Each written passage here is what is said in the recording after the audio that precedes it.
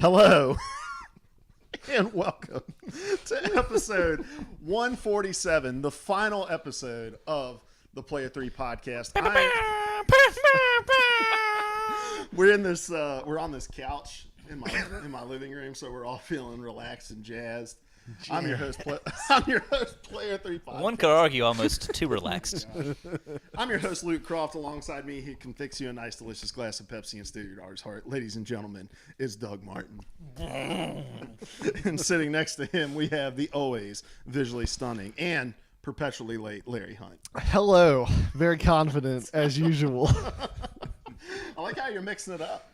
Yeah. I thought it was about time.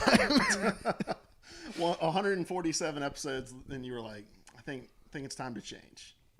Well, we are the Player 3 podcast. Today is going to be a very special episode because it's our final one, which means we're not doing any of the normal things that we usually do. It's bittersweet. No songs, no nothing. It's a bittersweet. Goodbye. It is very bittersweet. So let's explain why this is the final episode. And then we'll get into the rigmarole, all right? Rigmarole. So this is the final episode because I just recently got a new job at a marketing firm, and we'll be working on Mondays. So we won't be able to get together on Mondays anymore to get up to our normal shenanigans. So this is not only the end of a podcast, it's the end of an era, because for the last, how many years? 5, 6 years we've gotten together on Mondays? Since June of 2012. So over 8 years we've been getting over 6. You're going into marketing, right? Marketing, not math. Okay. Not math. So over 6 years we've been getting together every Monday. So it's a little bit of an end of an era. So today we're going to just be kind of strolling down memory lane, talking about video games, all that sort of stuff. We've also got some really special announcements that we're going to get into. But before we get into any of that, let me ask this. Uh-huh. How are you guys doing? Strong. All right. Pretty good. But also sad. Today is a little sad, but we're going to have a lot of fun. We're going to put the fun in funeral. We're going to put the fun in funeral. We're going to perform miracles. It's we're a gonna, funeral. Bend over in front of the camera. We just have a picture of Larry doing that where he was like, I'm going to vacuum your couch. I did. I'm super allergic to cat hair, and your cat was covered in couch hair, but switched those words. What is wrong with us today? We are the Player 3 podcast. We get together every Monday over here on twitch.tv/Player3 podcast. Push it over to you on iTunes, Podbean, Stitcher, all of that. Like, subscribe, share, but don't do it now because it would be pointless. Let's move into the announcements. We have a big one for you. Wait. We didn't want to wait till the end. Yeah, what's up? Welcome to the last show, Digipez. Yeah, Digipez here. I believe he is a listener of ours in the podcast form. He follows us on Twitter. He's come to the live stream a couple times, but I think he mainly takes us in via the on-demand channels. So Gotcha. Welcome to the final stream. So we do want to make an announcement, and we are going to make that announcement by rolling this video. Why, that's the second biggest monkey head I've ever seen. I used to be an adventurer like you.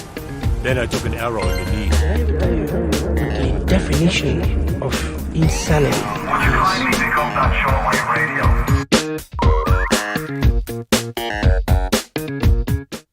All right. PVA Radio.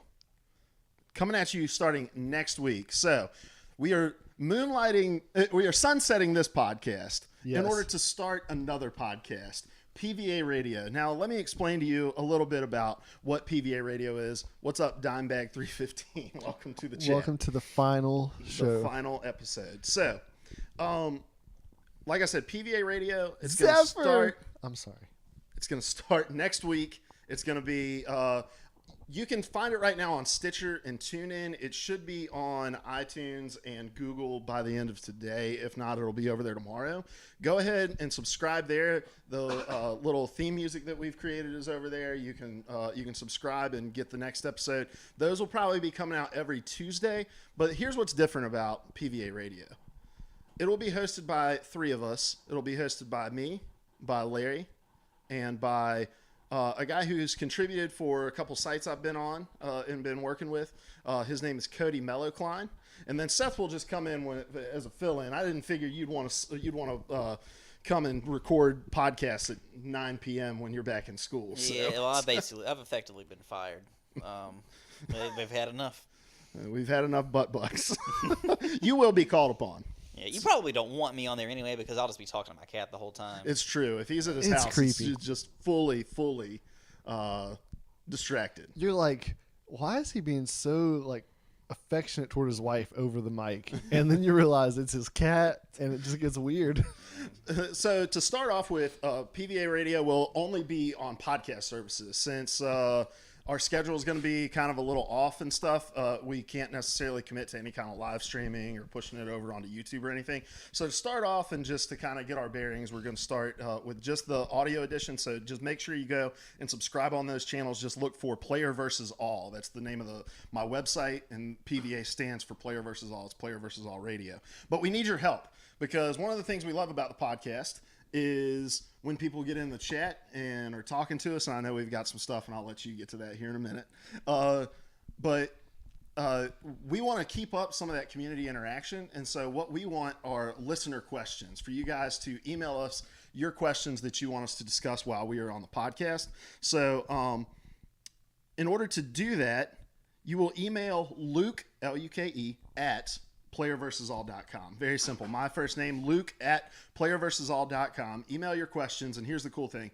If you email good quality questions that get used on the show, you will be entered in for a drawing for a $20 either PSN, Xbox, or Nintendo eShop card every month. We'll give that away to one person whose question we have selected for that month. So go ahead, start emailing those questions over for our very first episode. We'll explain a little bit of the structure, then we'll jump right in. We'll jump into the Player 3 podcast. Yep, so PVA Radio is going to be me, Larry, and Cody. Oh, Larry's getting his I'm gonna coffee. get coffee because you're going to talk for a while, right? You want coffee? I'm good for right now. I may get up in a Viewers, second. coffee? Coffee. So let's see. I'm reading the comments here.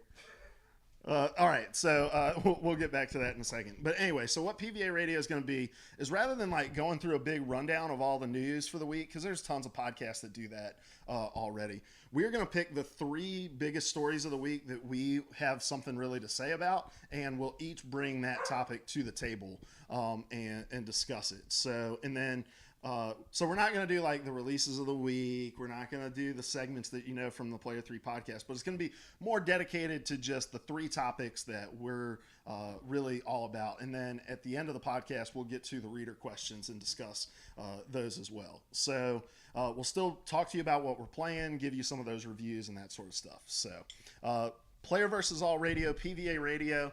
Like I said, right now that's on TuneIn and Stitcher. It should be on Apple and Google by the end of today or tomorrow. So make sure you check that out. So Larry, you've been reading the comments. What do we got going? Upon hearing that Seth will no longer be a regular on the podcast, Zephyr Baby flips a table and demands Seth every episode. Here's what you do, Back man. by popular demand, baby. This is what you do, Seth. You hit up Zephyr. You guys start a rival podcast. That Yes. wars with ours. All versus player. All versus player. AVP. Those are not taken initials, by the way.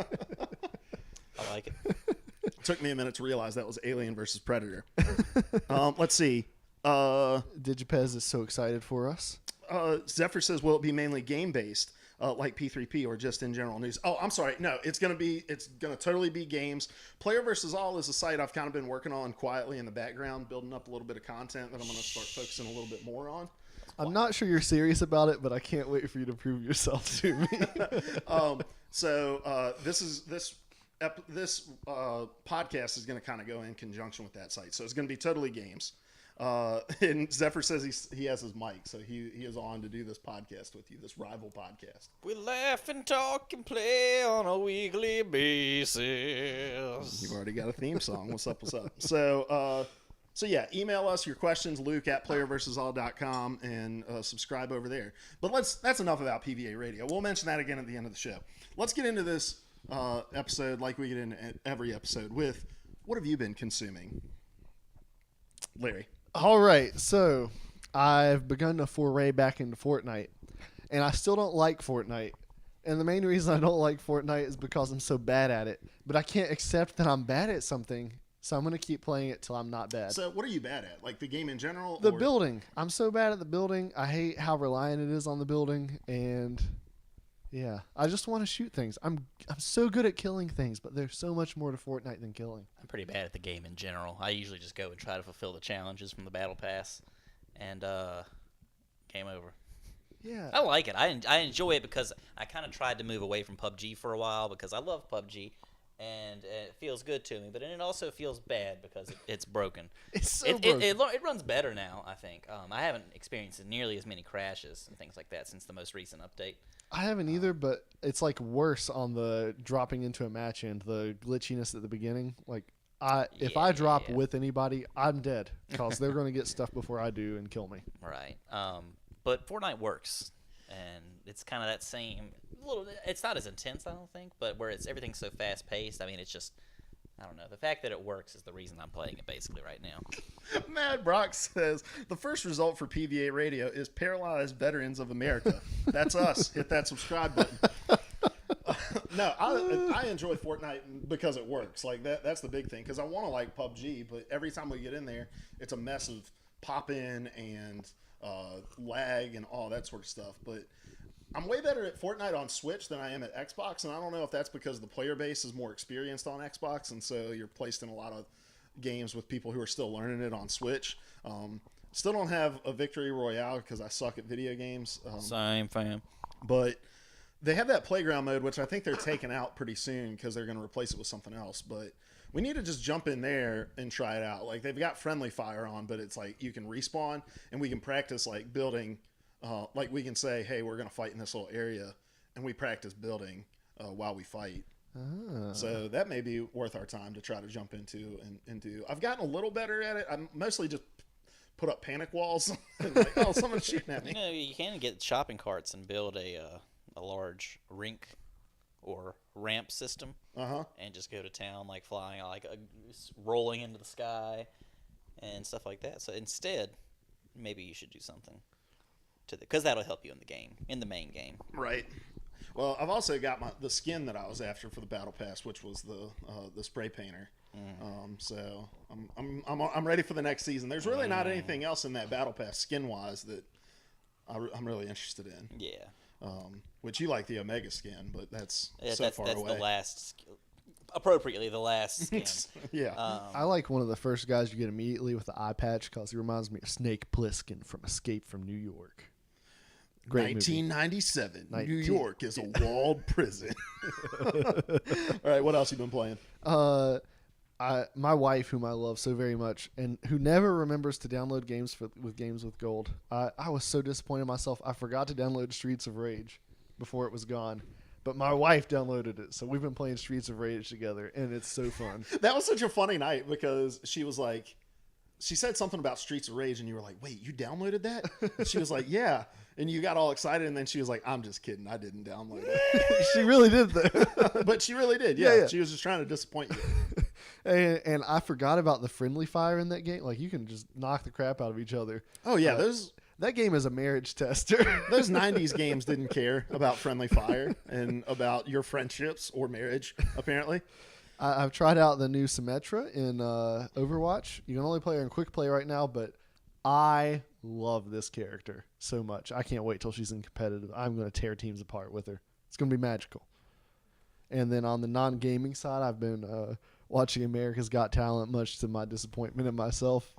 I thoroughly Larry enjoyed loves the show. reality TV. He's just I waiting hate for the next reality season TV. of Big Brother to roll around. I hate. It's already begun. I never Seth get loves into Big any Brother. reality Loving TV, it. but for some reason, America's Got Talent ropes me in because it's like such a variety of things. That clip you showed me today of that.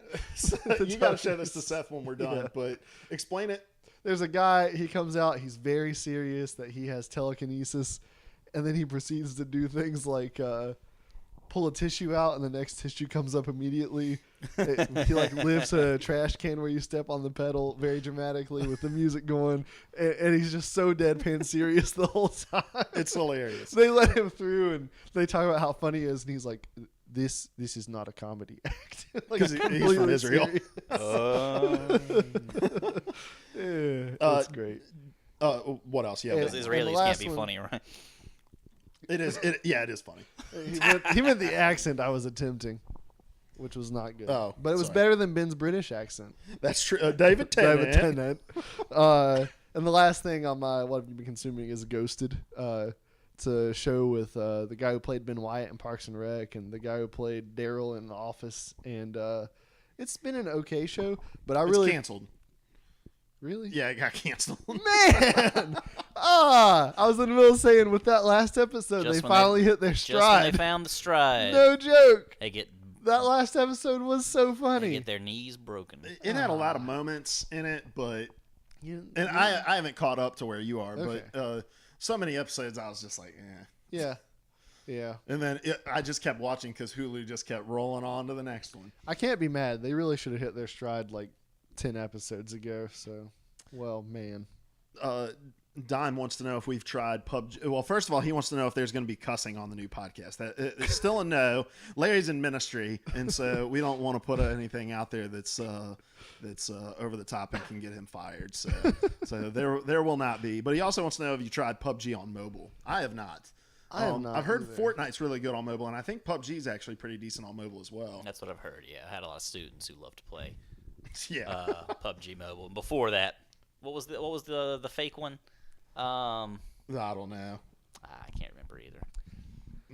But See, you play more mobile games than us. I do, but I haven't put PUBG on mine. I can't put Fortnite because I'm Android yet. But I haven't done PUBG because I know what would happen, and it's all I would do.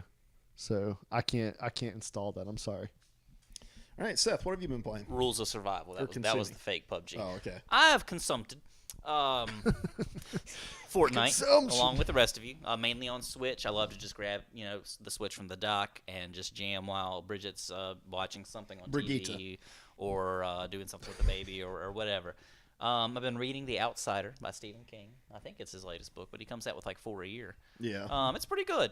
It's taken me a long time to get through, but because I have a baby and other things to do like games. So I've been trying to do more like reading of fiction and especially horror. And like I'm creating a list, and I need to put more Stephen King stuff on there because there's a reason he's popular. It's because he's good. Oh yeah, just try to stick with some of the greatest hits because there are some like weird ones. Yeah. And kind of. He puts out so many. It's like yeah. if you fire enough shots, you're bound to hit the target sometime. Right. Have you read the one he wrote with his son No, Owen? I haven't read that. I was reading. It was pretty recent, right? I think it came out last year. I was reading somewhere that it was pretty good. Yeah, Zephyr. Seth has a baby. How old is your kid now? He will be 3 months on Wednesday. Yep. So Yeah. what else you been That's playing? why I shaved my head to kind of match him. Yes. Solidarity. I've been playing and loving, hating Hollow Knight on the Switch. I enjoy it a lot more than I usually enjoy like Soulsborne games, which this is, but it's also a side-scrolling platformer, which sounds weird, but it's really fun.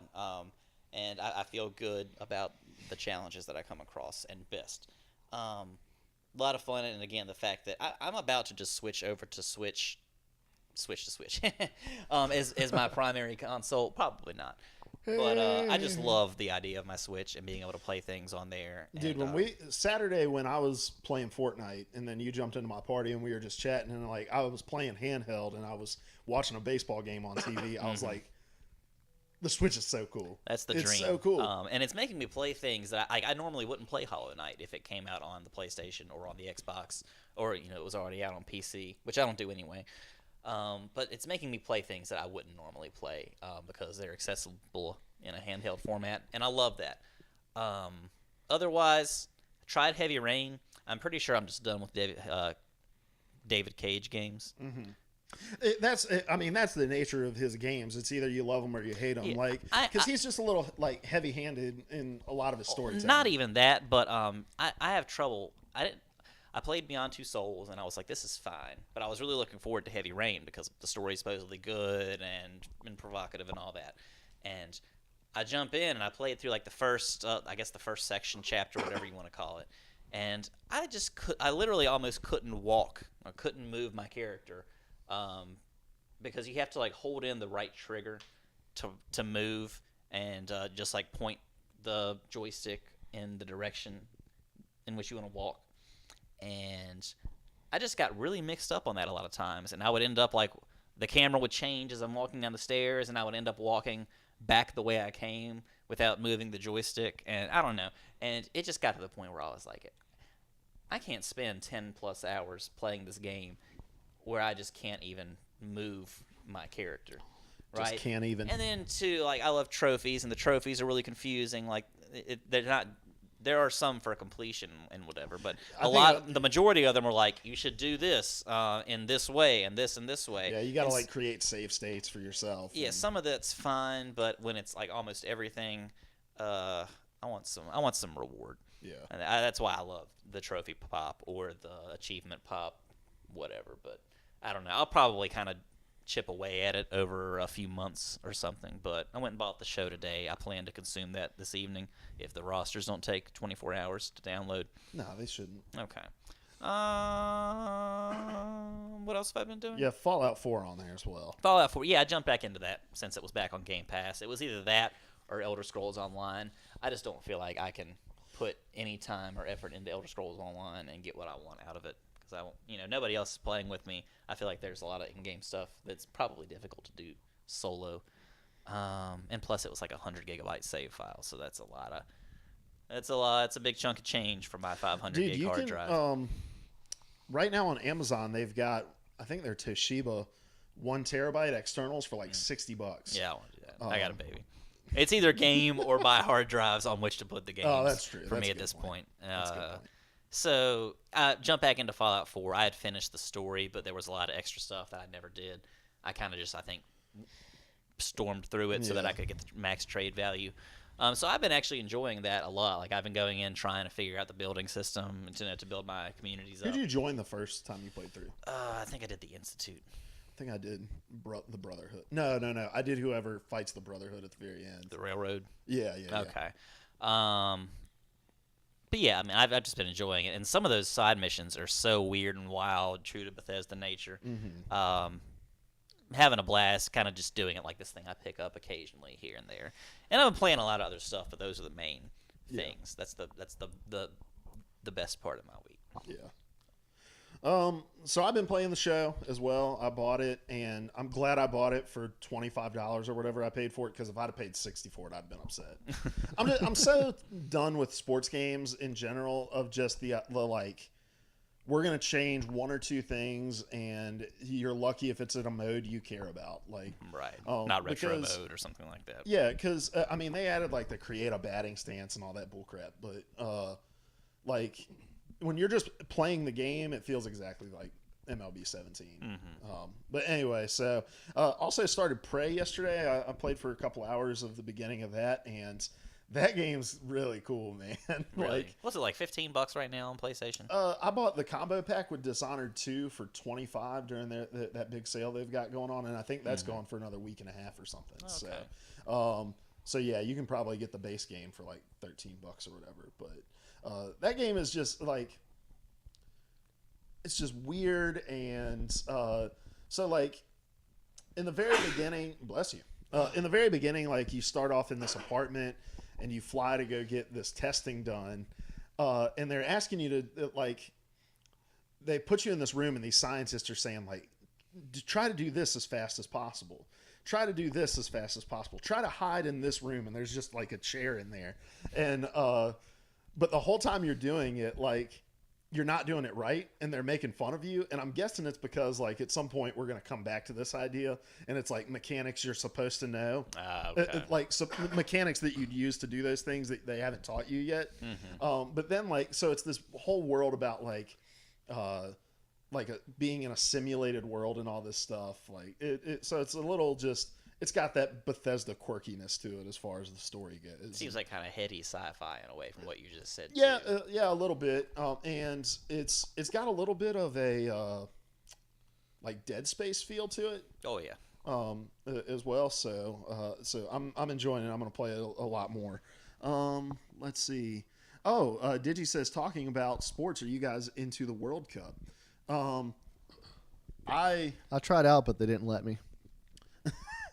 Well, nobody from America made it, so you're good. True. I've watched almost every game in it, and it's been awesome. It's been so fun to watch.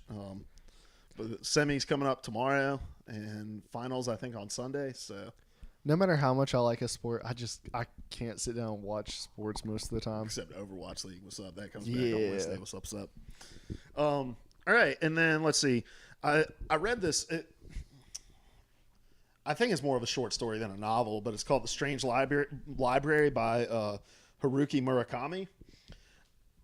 Japanese horror to me is one of those things that, like, on the surface, I don't think I'll like it.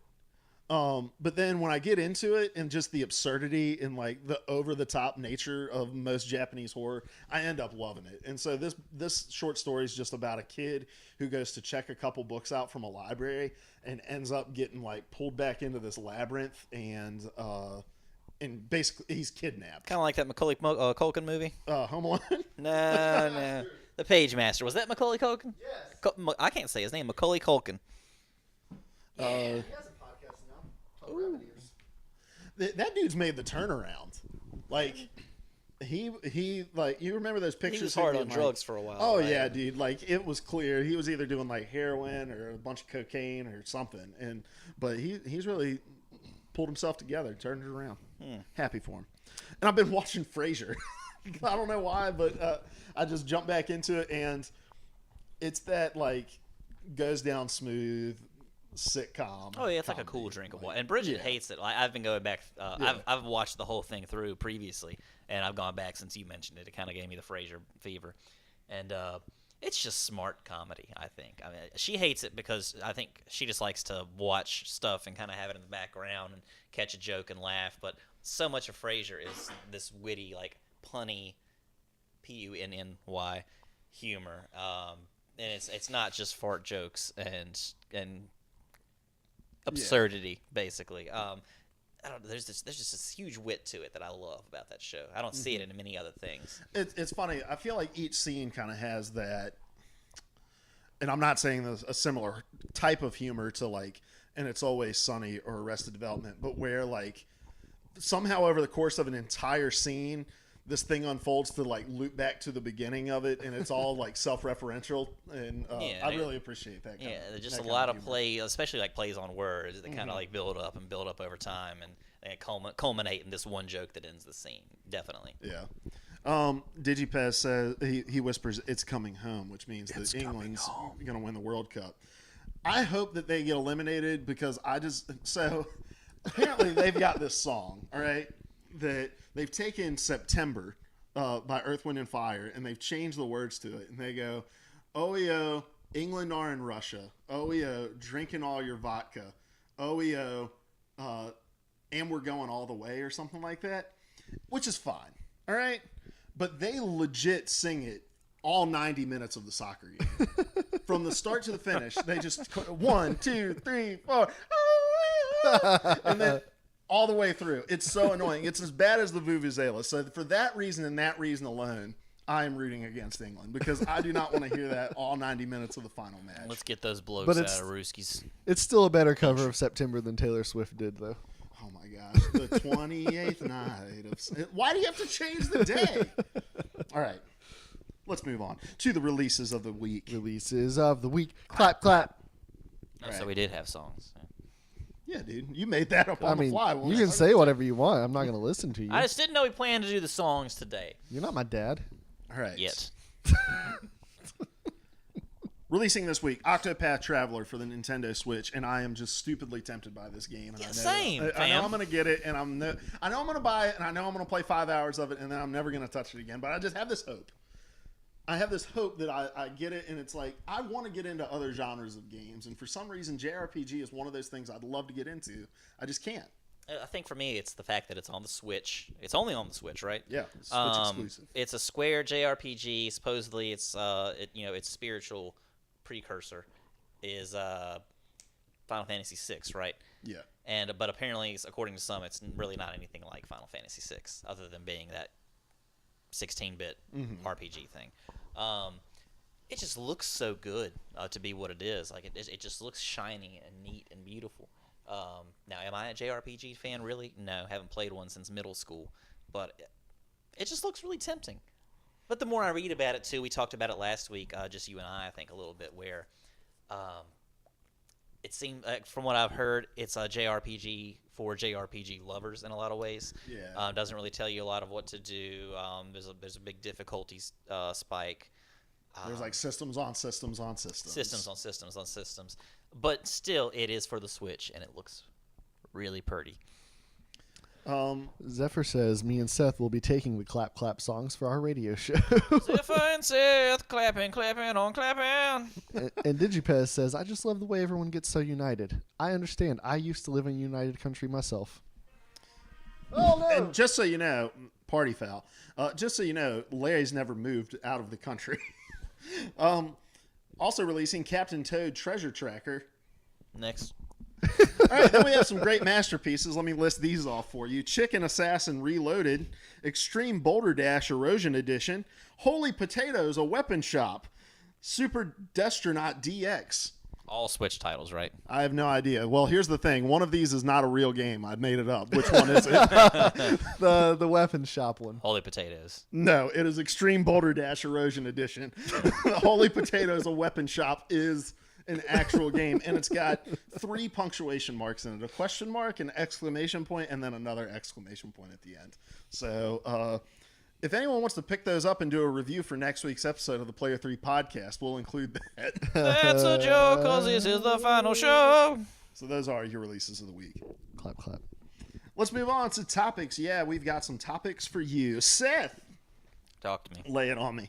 I'm very curious what you're going to talk about, because you just put what you put in this. I didn't plan to take a lot of time, just since no one else had claimed it. I wanted to. I just want everyone to remember. By everyone, I mean the 3 of you that are still watching this 6 years later, or whatever it's been. Once upon a time, this was a show. We launched this thing right around Destiny time, right? It was right after Destiny launched. In the year of our Lord 2014. Okay. And really, that's all we talked about, I think. We would talk about news a little bit, and we would talk about what's coming out, what we're excited for. But then we would get on the Destiny train when Vanilla Destiny launched, and how we were all really, like, I think we played, like, the first week or two, and we were really stoked about it. We were really on it. That first night it came out, you, me, and Ben played all night long. Yeah. Until, like, we took a break at, like, 7 in the morning. You guys had to do, like, a lunch or something. Well, no, I just had to sleep. Oh, okay. I think I slept. I think oh, no, Ben, yeah, you're right. You're right. you were still at the church, right? Yeah. So you and Ben had to go to, like, a breakfast with the high schoolers or something, and then you came back, maybe slept for an hour or two, and then we played again almost all day long. Well, the thing about Destiny is the first time I can remember ever getting, like, insanely excited about a game and then being just completely let down by it. Well, we weren't let down at first, right? Because we loved it at first. Yeah. And to some degree, I still love it for those things that we loved, but then we got into that, like, once we got past the beginning and into the end game, we started to feel that letdown of, like, oh, crap, we might not ever get to enjoy this the way we plan to.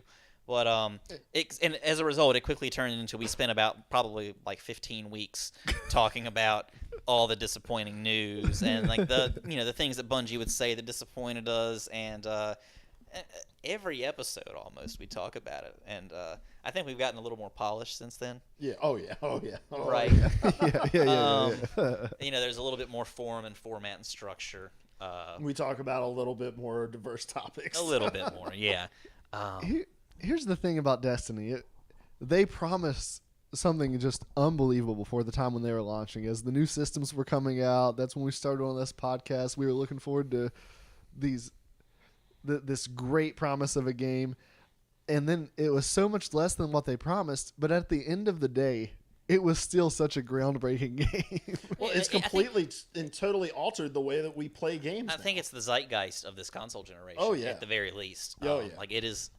I mean, you might not think of it constantly, like The Last of Us or something like that, but if you look back at, like, this kind of shift to games as services, past World of Warcraft and blah, blah, blah, that's been here forever. Well, services in the console sphere. Right, right. Then Destiny is the game that really started that, really got it moving along. Yeah. And, it may not get credit where it's due right now, but, yeah, I mean, that's just the way that it is. Well, I mean, you think about it. Every game that's been like that, that's come out, everybody says it's Destiny like, and everyone compares it to Destiny. Yeah, exactly. It's how people are like say it's Souls like, or like you were saying, Soulsborne, and all that sort of stuff. Like it stands in its own as like a genre creator in a way, and so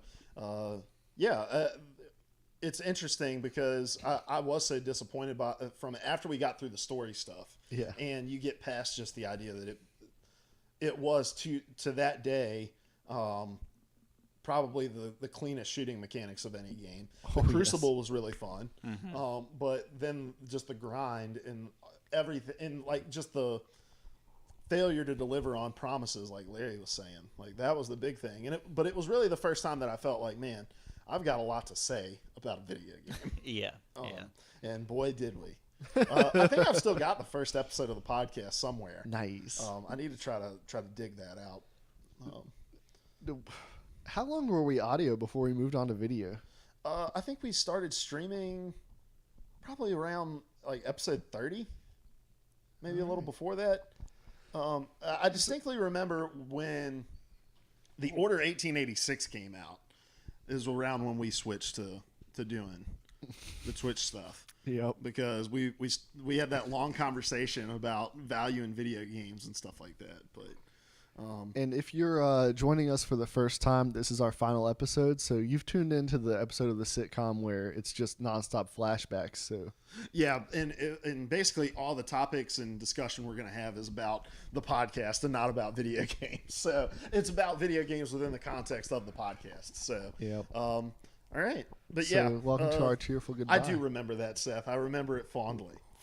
So we were thinking today about all the places that we've recorded this podcast, and we did it in the dining room of my old house. We recorded it in the podcast room there. We at Larry's old house in his dining room. At Larry's house now, we've done it in like we've recorded the podcast in like 4 different rooms here too. All kinds of different places. So that's how I think of it, is like, where did we record that show? And it's crazy to think about. Zephyr Baby says, I used to download your audio casts and listen to them on my commute to work. See, I didn't realize Zephyr had been with us since we were purely audio. That's actually, I did not know that. That's awesome. So, all right. And Digipez says, do Ross and Rachel stay together? And trick question. I've never watched Friends, so I'm sorry. All right. My topic. So we've been doing this show for 4 years. And I think that each of us have a much greater understanding of like the game industry. Like we do a lot more keeping up with it, and that's from doing the show and listening to other people's podcasts and doing more reading and stuff. And so in the last 4 years since we've been doing this podcast, and you can think about this any way you want to. It can be just about trends. It can be about specific news stories that we've covered. But what have been some of the craziest changes in gaming, or some of the craziest stories that we've covered on the show that you guys have really enjoyed, that you may not have known about or learned about had you not started doing the show? So for me, the biggest change is sort of ironic. So when the Xbox One was announced, Microsoft bombed so hard that E3. Because they relied so much on this model of games as services, on being online so frequently, and even I talked about how dumb a plan this was and it would never work. And then they proceeded to drag us in that direction slowly, increment by increment, whether we wanted to get there or not. And we realized how awesome their plan was from the get-go. We just couldn't grasp it then. I guess it's the way the internet's changed. And again, back to Destiny, the way that that we play games, kind of, which still our games as services, even as they are now, don't require you to log in every day, right? That part's ridiculous. Yeah. And a lot of other stuff they did was ridiculous, but it is this interesting point of we've kind of come full circle in some ways back to that, like logging in on your Xbox is a job almost in a way, and playing games like Destiny and The Division can be looked at as like a full-time job that you don't get paid for. I think sometimes we tend to forget with Xbox that it's owned by Microsoft, and Microsoft is like a pioneer in technology. And in a lot of ways, Microsoft has been, destroying other tech companies in terms of like innovation over the last few years. Like there's been a big narrative between like Apple and Microsoft computers and operating systems and stuff like that, and that Microsoft is taking more risks and all that. And I think that when all that stuff happened, I was excited about a lot of it. I thought some of it was mismanaged in terms of the messaging, but I think it was done because they saw that this was the future and this was giving them an opportunity to get ahead of the game. But you have to have the people behind it as well. Yeah. Or you at least have to drag them along inch by inch and not like drop them out of a plane, Yeah. No, I think the craziest thing about the world we live in and like this idea of the games as services and whatnot is back to that whole conversation about like the value of games. And like think about Destiny, and after 2 months of playing Destiny, if you went to go try to trade in your disc-based copy, of the game, you're getting like $3 for it because there's all these expansions and other content that you're going to need and stuff like that. And I think that this generation has really changed the way that we pay for games and that we consider the value of games as well. Like that Order 1886 game, it was like, man, is $60, like is a 6-hour game worth $60? And no, a game that has as telegraphed a story as the Order 1886 does isn't worth $60. That was its problem. Now it's worth about $4. Yeah, I think it's on sale for $3 or $4.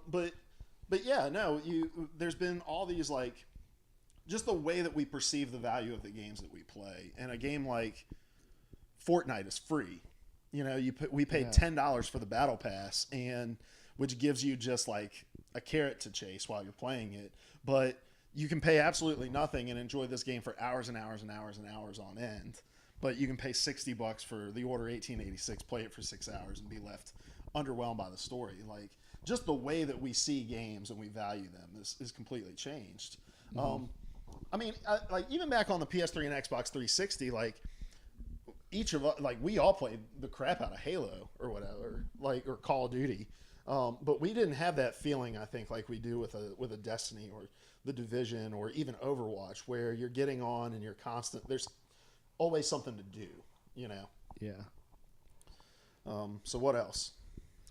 I think maybe on the change front, I don't remember games, and even as far back as the 360, just not working.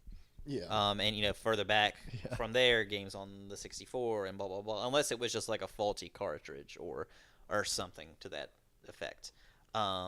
Games pretty consistently worked, and it was before day one patches and this, that, and the third.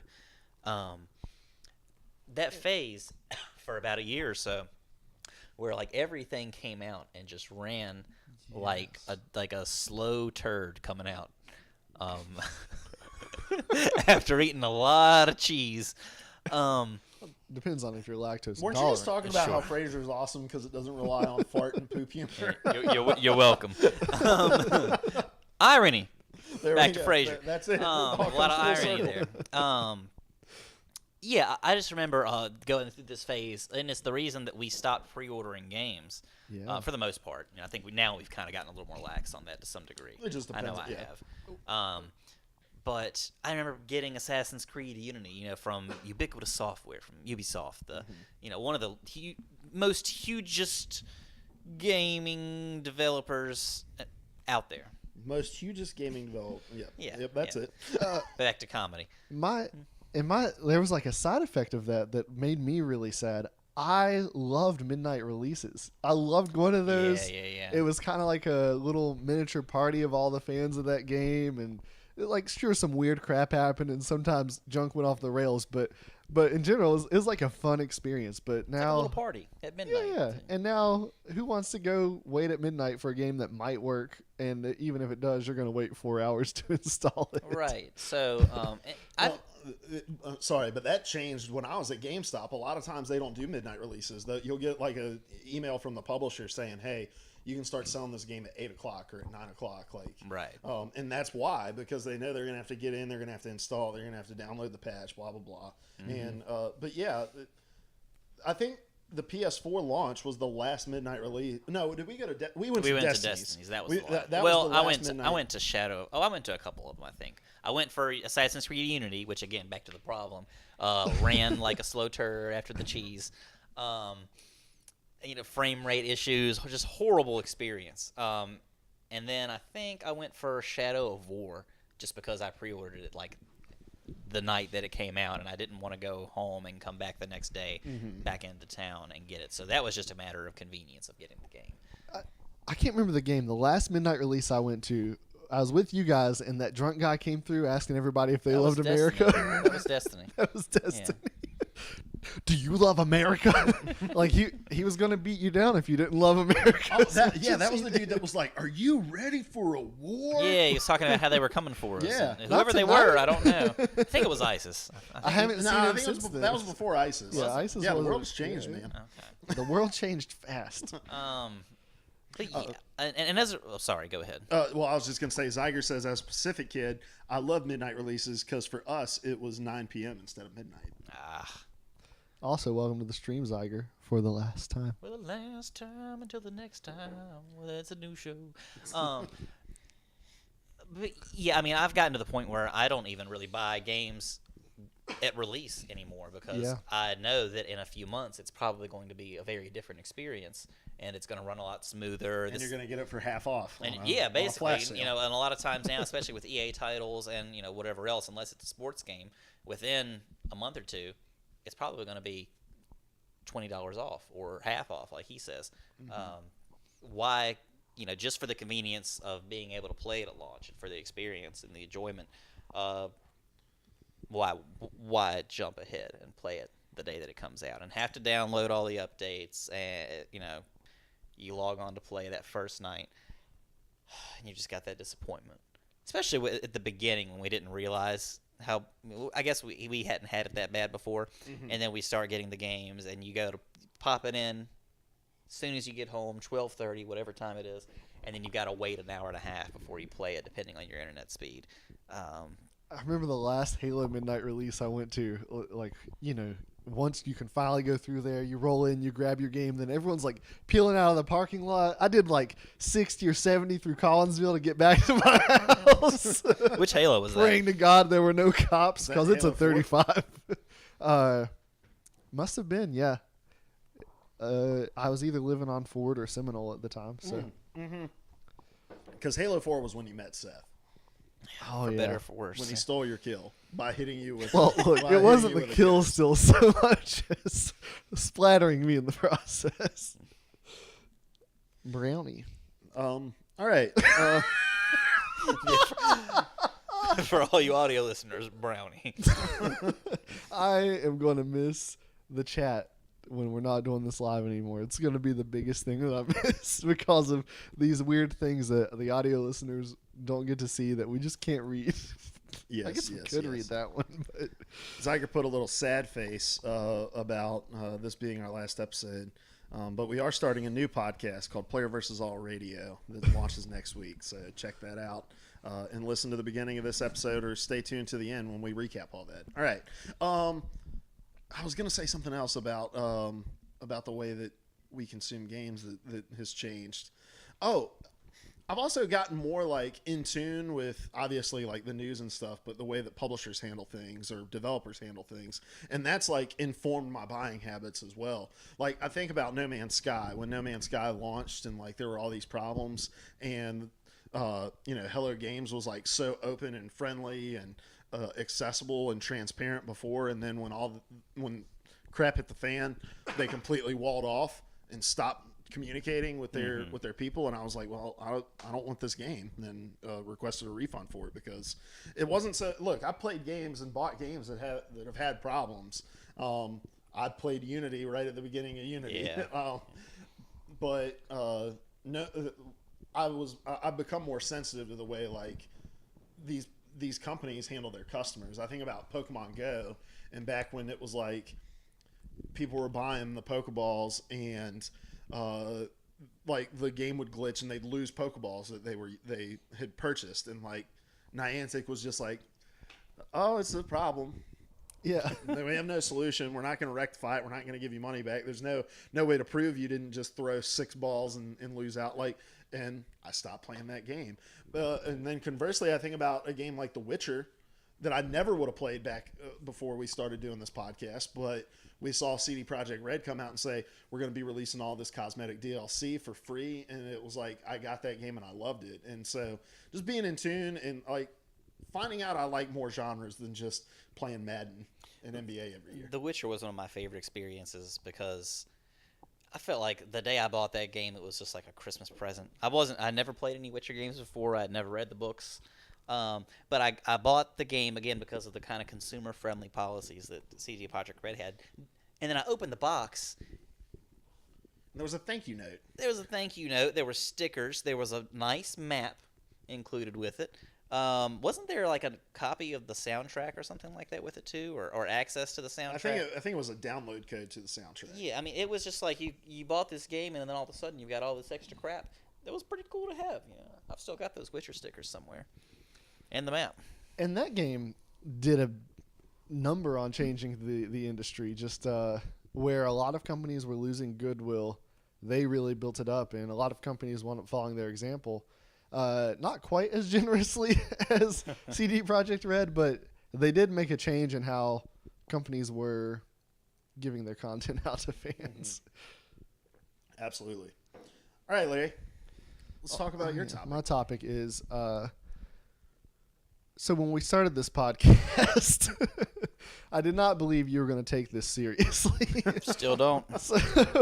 Oh no, there was an episode 100 some in where I finally admitted that he gave it to me. It was like episode 115. Yeah, I remember that too. I believe you're taking this seriously now. So like, and that just spawns from, and it's not a bad thing. It was just kind of a funny thing to laugh about. There were like little things that we would. All right, we're going to do this thing now. We're going to do this thing now. Yeah. This is the year we get Vine famous. This is the year of such and such. And so one day Luke wants to start a podcast. I'm like, that sounds really difficult. Turns out it's not. Anyone can do it. And everyone does. And at that time, everyone wasn't, though. I didn't even listen to podcasts back then, but I was like, well, whatever. We're going to talk about games anyway. Might as well broadcast it out to the world. Yeah. And you know what? I'm glad you took this seriously, Luke, because this has just been a very, very fun experience for me. Podcasting is just such a unique way to get down into niche things that you really like with other people who like that thing. I've really enjoyed the odd online friendships we've built with all these people that tune in every week to hear us talk about something that, I don't know, in a way it was weird to me at first that anyone would want to hear anything we would have to say about anything. And I'm just glad we've had a chance to do this. It's been great. Yeah, it's funny. So I don't know if I've ever like talked about it on the podcast about like why we started doing this to begin. Like we talk about hating Destiny, like how frustrated we were with Destiny or whatever. But you know, like when they announced the PS4 and Xbox One in 2013, like I had really strong opinions about some of the stuff, like all the stuff about Xbox. Like I remember riding out to camp that summer and talking to you about like the Xbox One stuff, and I was like, and then somehow I stumbled across Podcast Beyond and was like, holy cow! Like there are people who, I don't know, like back then I thought that being a gaming fan still carried that like stigma. You know, and I think in a way it sometimes does. Like, so I'm interviewing for this job, right? Yeah. And on interview 150 or whatever, I had like a million interviews. I was talking with somebody about enjoying gaming, and like everybody that works at this firm, they're like kayaking and fishing and like all this stuff that I don't want to do even. Well, one of the guys there was like, yeah, I used to game quite a bit, and I don't do it as much anymore. And one of the older ladies there was like, that's because you have a grown-up job now. And I wanted to be like, well, I own a business and own a house and have a wife and a life, but I still enjoy gaming.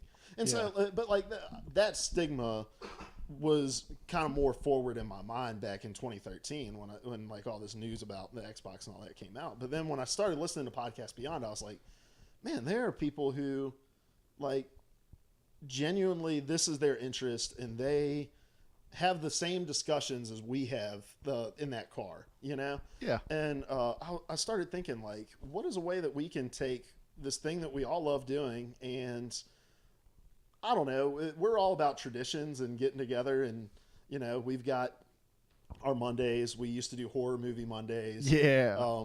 Like, we have our routines, and so doing the podcast was a way to, like, oh man, we can take this hobby of ours and create something out of it, you know? Yeah. And I think back when we had that random question about, like, what is your calling? You were the one that asked it. And I was like, I don't know if I have a calling as much as just I want to create something. Like, I want to make things. And this podcast was a way to do it. And then the Destiny stuff was just a launching point, because then I was like, all right, I've got some serious opinions that I want to get out there. I got something to say. So yeah, but this podcast, like, has taught me a lot about gaming and about, you know, finding your voice, and it's what got me into writing about games, and which got me into marketing writing. Like, I owe a lot to this podcast, and like the whole future direction of my life, the way I found my way into marketing was through this podcast, and like a weird stepping stone way. And so I'm glad I took it seriously too. I meant to, you know, speaking of this affecting your real life, this isn't real life, it's all pretend.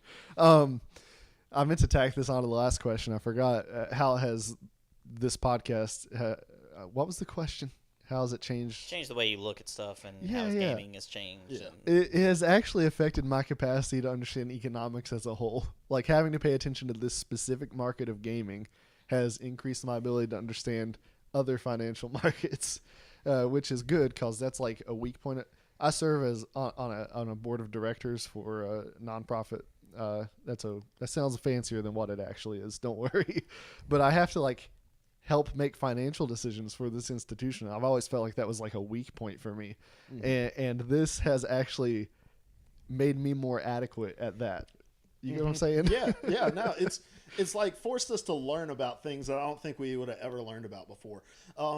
The thing I've learned about myself and about games through doing this podcast has been,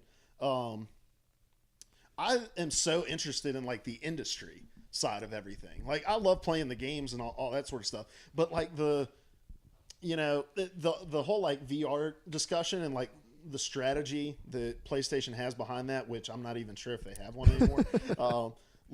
Or how does Microsoft's decision to open up crossplay affect Sony's prospects in the future? Like, I love those sorts of topics, and we're going to do a lot of that on, like, PVA Radio. We're going to talk tons of industry stuff with my topics, because that's what I like. I don't really like reviewing games or doing anything like that, but how does this decision impact this company? Like, that's really interesting to me. And looking at how something like games as services or Fortnite can just completely come out of nowhere and just turn the entire market on its head, and everything moves in this direction, when you could have never, like, 2 years ago, we would have never foreseen something like Fortnite being the biggest game in the world. No, not at all. And it's funny, speaking about getting serious, so Seth, you didn't join the podcast till, like, episode, like, 15, 20. yeah, It was pretty far on. I think I was there at the beginning. Yeah, you, and like, sat in the living room. I would come in and talk about Destiny Yeah. and stuff like that, and then go back to watching whatever I was watching or playing whatever I was playing. Yeah. And I think part of that, and I think I might have asked you about it back then, was, like, you didn't think it was something that we were going to keep doing. I think so, yeah. I was like, well, why am I going to do this? Yeah. I didn't mean it in, like, a particularly negative No, way, but it just, like, I'd rather not. Look, I'm very understanding of, I'm very reflective and self-aware, and, like, I know I start a lot of things that I never finish. And so, and I worry about that in a lot of ways. Like, even starting this new job, I'm like, man, am I going to be as excited about it in 6 months as I am right now? Sure. And so I totally got that. I totally get not wanting to tie your horse to anything any post I have created. Even then, like, at the time when I was working at the restaurant, like, I had that one day off usually a week. It was Monday, and usually those Mondays were reserved for me, going to your house wherever you lived at the time and getting with you guys. And talking some, hanging out for a while. And started off, I was just like, well, I don't really want to do a radio show. I just want to sit around and talk and go get something to eat and maybe play some games in the meantime. But then the more I watched you guys do it, it seemed like it was a little bit of fun. And also, I think it's a way of us talking, because most of the time these are the conversations that we'll be having we'll be having normally. Believe it or not, as boring to some of you as it may seem. But yeah, I mean, this is just a way for us to talk, and then now it's a way for me to convince Bridget to let me come over here. I don't have to do any convincing, but if I feel guilty about it, sometimes I'm like, they need babe, Luke really needs my help. He's got nobody else to cover, nobody else to do the podcast with, and we've got to keep that viewership of 8 rolling from week to week to week. What are we up to now?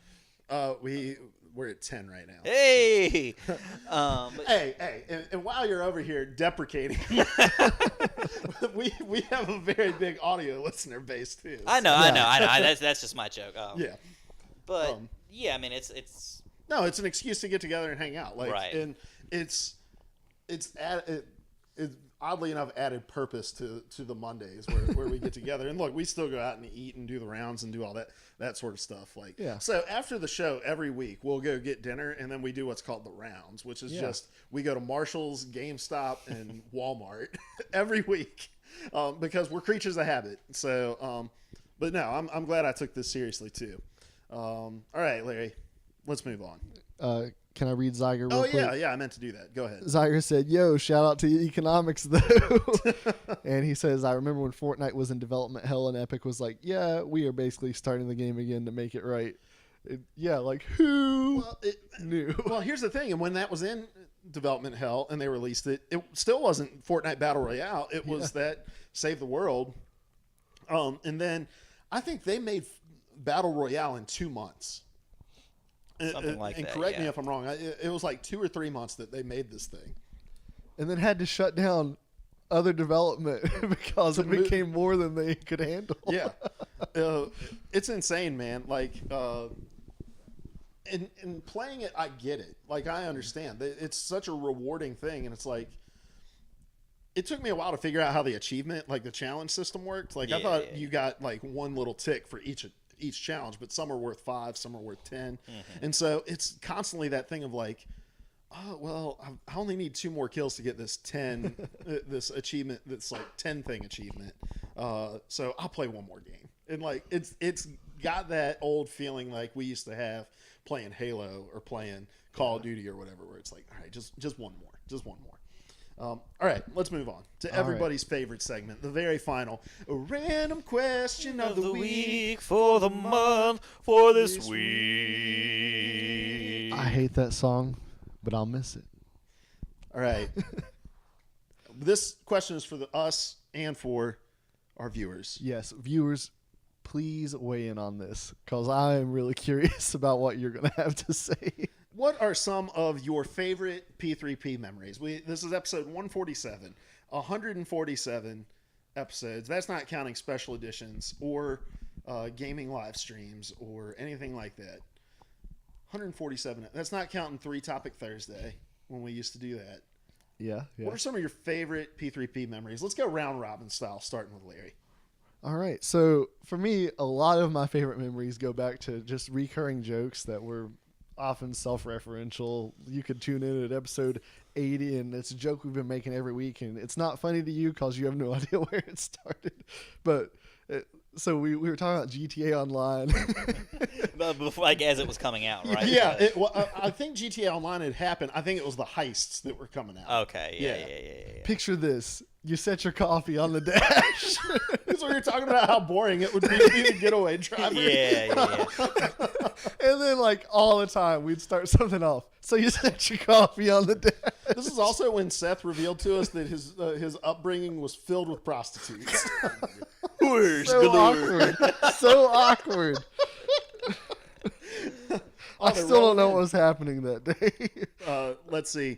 Zyger says, when you won the Metal Gear PSP from Greg and I was jealous. We opened that. We did an unboxing of that on 3 Topic Thursday, and the Kind of Funny channel hosted us for that unboxing. That was really cool. Oh. I totally forgot about that.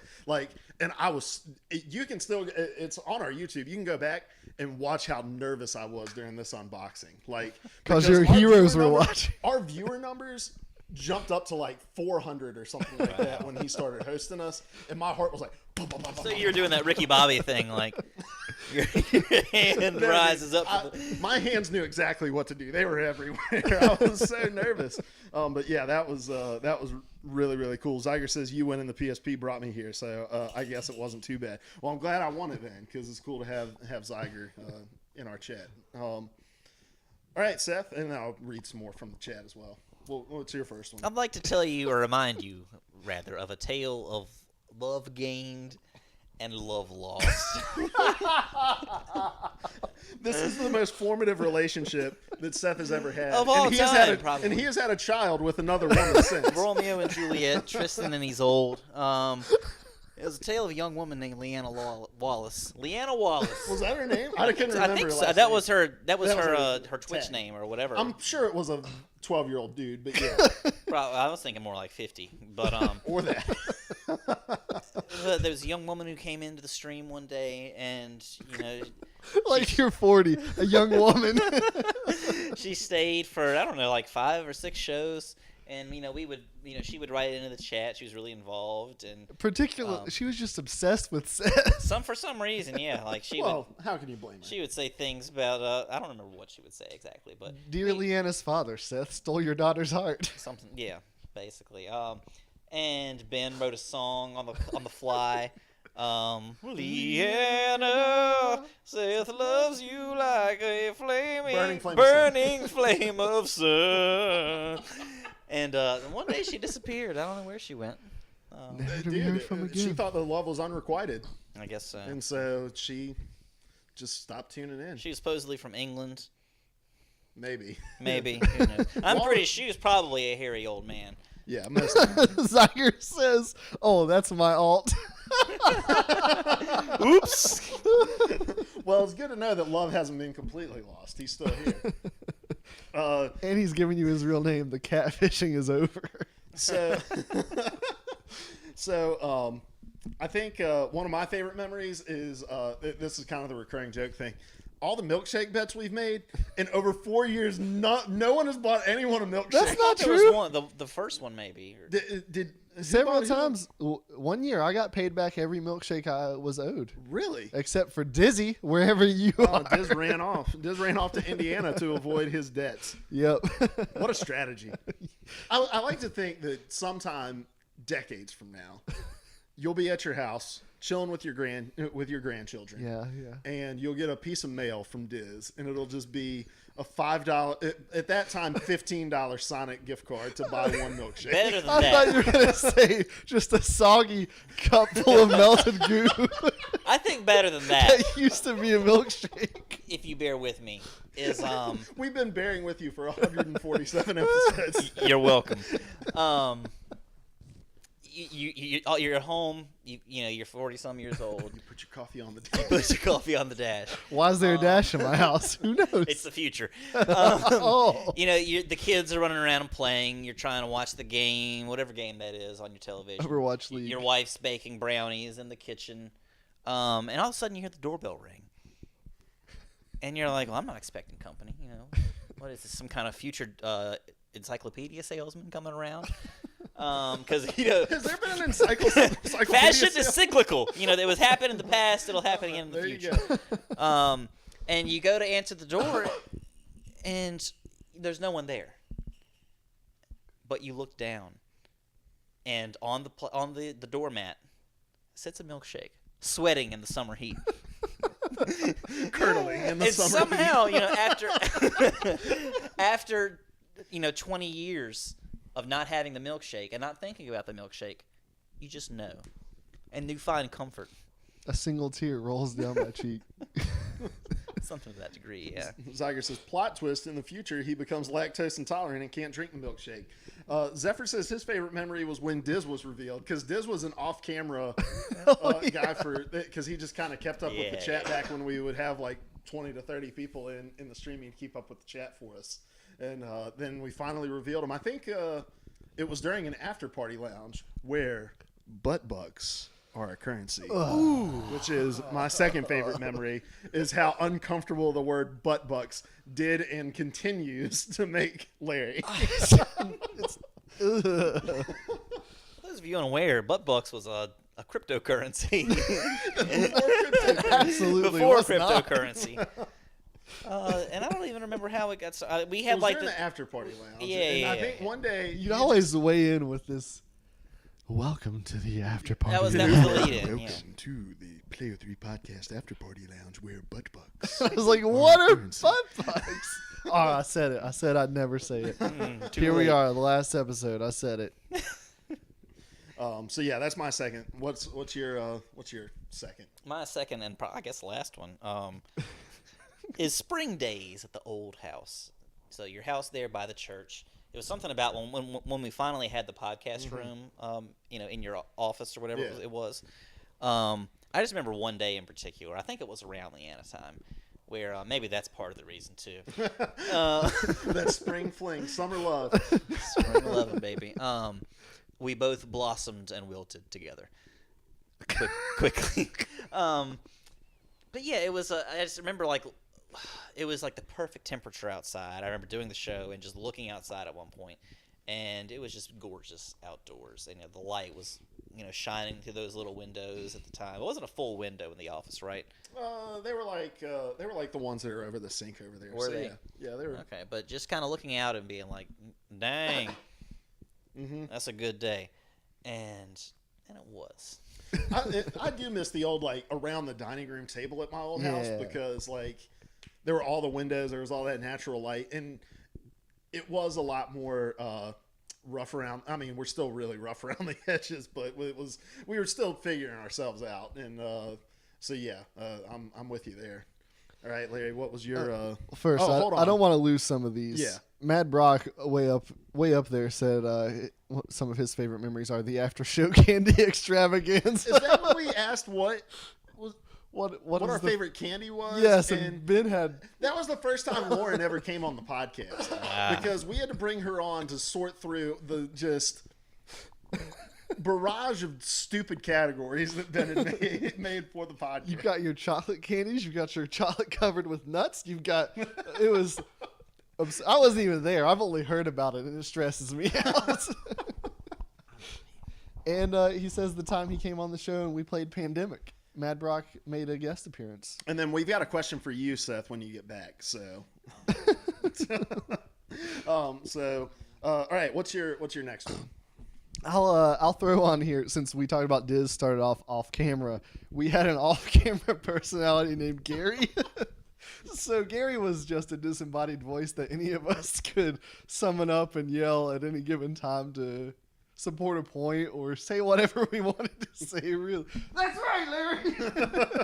That kind of thing. Well, it's because we made fun of all those Oh yeah. because I think there's some Rooster Teeth people who do that, where there's just a guy off camera who just says random crap throughout all the videos, and we were like, man, we need to get one of those. And we got Gary, and then Gary died. You remember? Yeah. Gary got cancer and passed away. R.I.P. Gary. In memoriam. You've changed us all. Zephyr says, "OMG, Gary." Also, Seth put his face down right next to the camera, and it looked like one of those shots from God of War where one of the big boss fights comes in. Nice. Also, the special episodes, we used to do monthly special episodes where we talk about our favorite horror games or stuff like that. And even the 3-Topic Thursday that we used to do, that was so much fun because it was just we get together and, just chat on this show, but that was much more unbutton the pants and lay back, It's the last episode, Lee. I've never heard that expression. That's all. I'm gonna lump some of these in together here. For me, a lot of my favorite memories of the podcast come from Ben being on. So we talked. He took a bite out of me. We talked about his absurd candy thing, but there's also, we had this running joke that we were going to start a segment called Candid Corn, where it's just been in a corner. Well, no, I we were thought gonna it was call canned corn. We were going to call it Candid Corner. where Ben just gave his ridiculous thoughts about things, and then when he heard it, he said canned corn, and I was like, yes, Ben, we're gonna roll you around. You're gonna have just a giant can of uncooked corn, and you're gonna eat it while you give us your uncensored opinions about the world. Which I would have preferred as a show. Same. Why did we waste our time? Did we ever even talk about that on a show? I don't know if we ever did. I think we have. So in passing reference, at least. And when it was Ben's random question, he would never come with a question. So anytime we asked Ben to do anything, he never did it. Ben, what is your top this of all time? Well, I've actually got 7 answers. What's your favorite candy? Well, what's the category? Or when he was like, I'm going to make a soundboard that has all of the jingles pre-recorded onto it. And here we are, episode 147, still waiting on it. It's your random question of the week, Ben. Well, he pulls a laptop out of a freaking backpack, and we're playing some sort of a game for candy. What is happening? It's so funny because we tried so hard, because I'm going to get it back from Larry because I'm sure no one can understand what he's saying. Sorry. Yes, translate.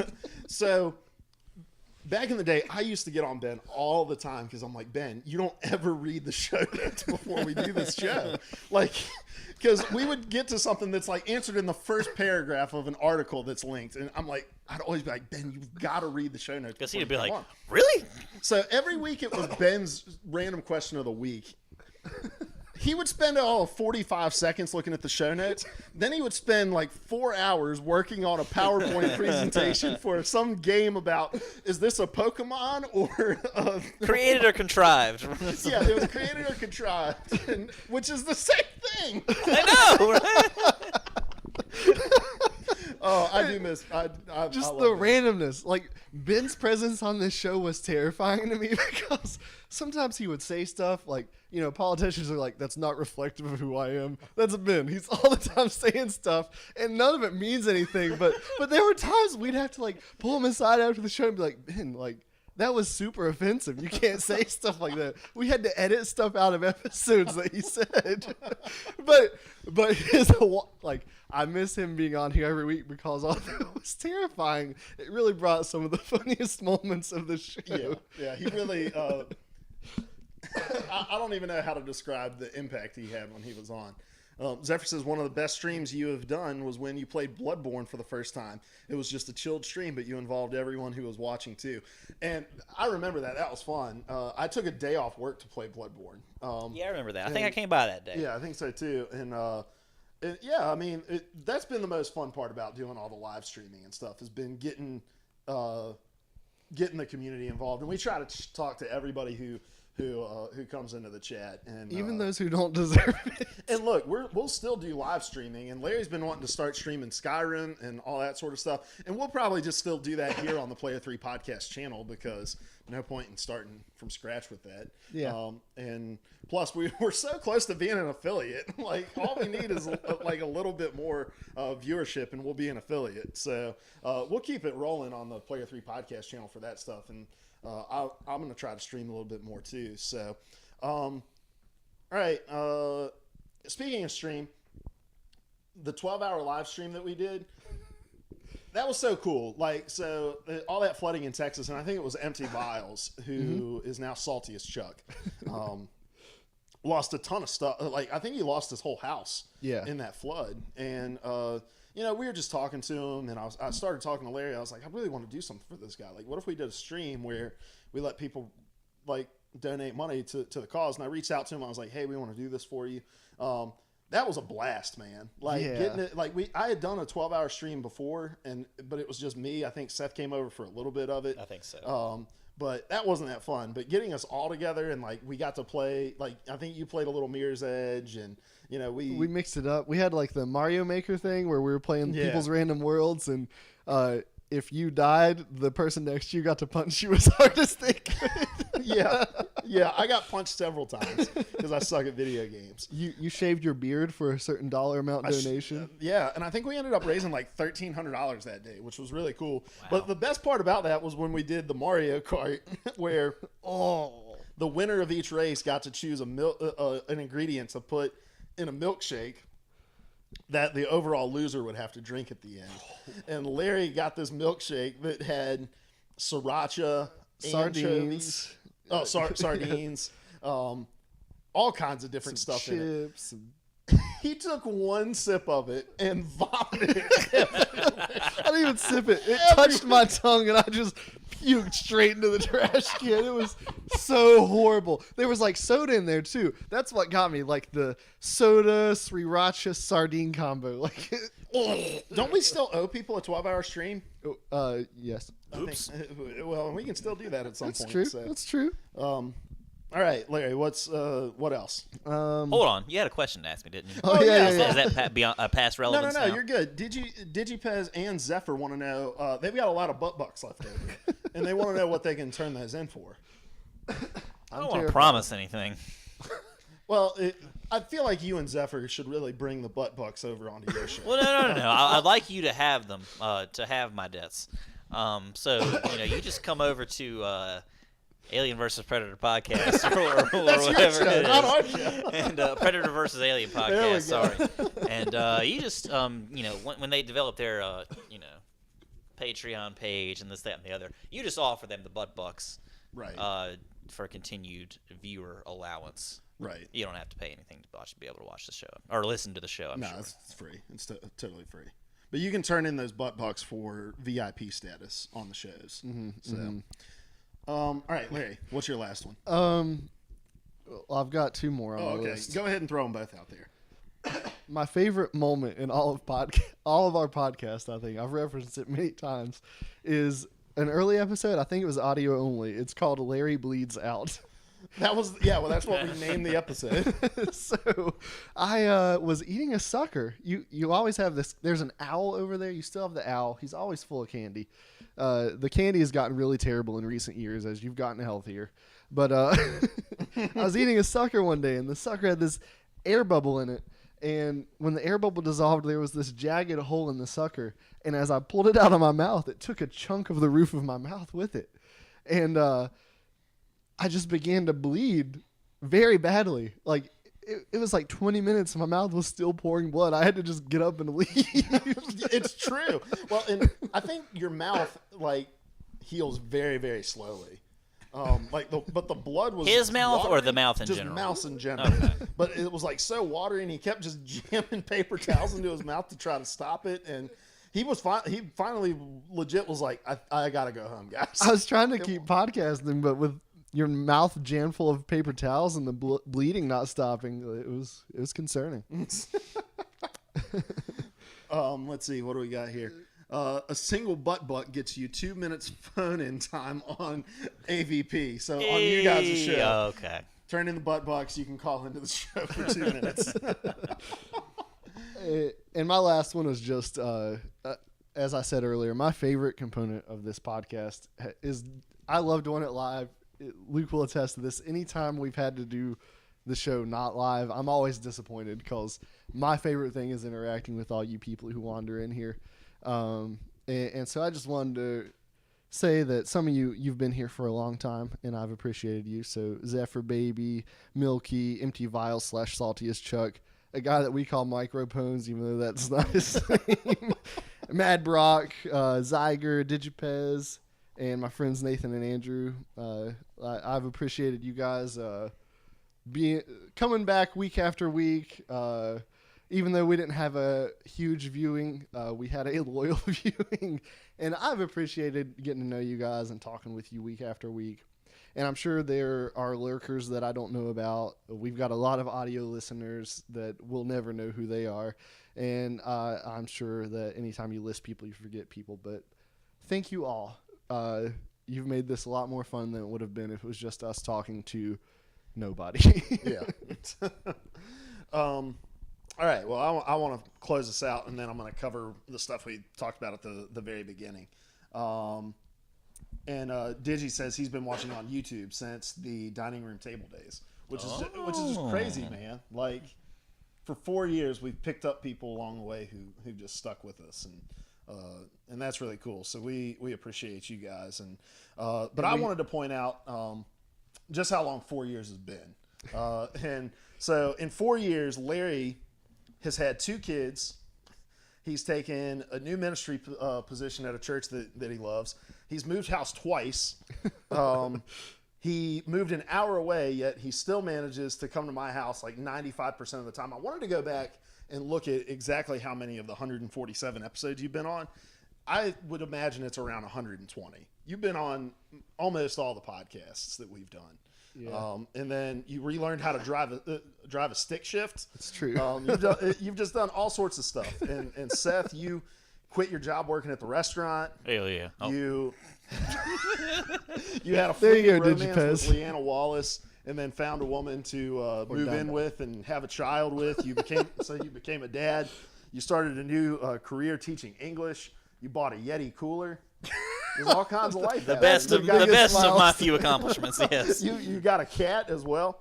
And then I bought a house. I left ministry and pursued jobs at GameStop, L&T. I started my own business. And you had a gaming website? Had a gaming website. Have a new gaming website. It's crazy, man. 4 years, a lot of stuff has happened, and this podcast has been awesome. It's been an excuse for us to get together, to hang out, and I already mentioned it, but it's the reason that I've started doing some things career-wise that I'm doing now, and I owe that to you two, to Ben, to Diz, and to Gary. God rest his soul. I forgot about Gary until I saw that. And so just wanted to say thank you to you guys, and thank you to you guys that have listened.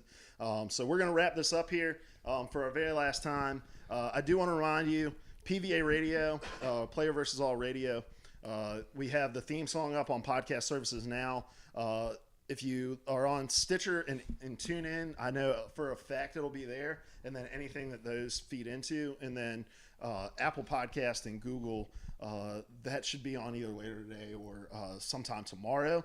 And to help you remember, we are going to put the first episode up here on Playthrough Podcast as well. So if you want to be notified, be sure that you're subscribed here, and then please come with us, because I'll miss you if you don't.